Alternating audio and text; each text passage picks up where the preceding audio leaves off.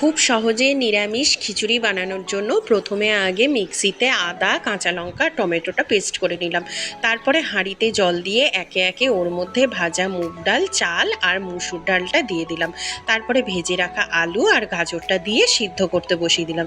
এরপরে কড়াইয়ের মধ্যে সর্ষের তেল দিয়ে তার মধ্যে গোটা জিরে, শুকনো লঙ্কা, তেজপাতা ফোড়ন দিয়ে মশলাটা দিয়ে একে একে নুন, হলুদ, জিরের গুঁড়ো, ধনের গুঁড়ো, মিষ্টি, এইগুলো লঙ্কার গুঁড়ো এগুলো সব দিয়ে দিলাম। তারপরে মশলাটা কষিয়ে নেবো যতক্ষণ না তেল ছাড়ে। তেলটা ছেড়ে গেলে সেইটা ওই হাঁড়ির মধ্যে মশলাটা ঢেলে দিলাম।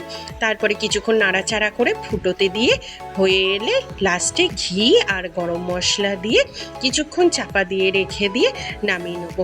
ব্যাস, রেডি হয়ে গেল আমাদের নিরামিষ দিনে খুব সহজে নিরামিষ খিচুড়ি।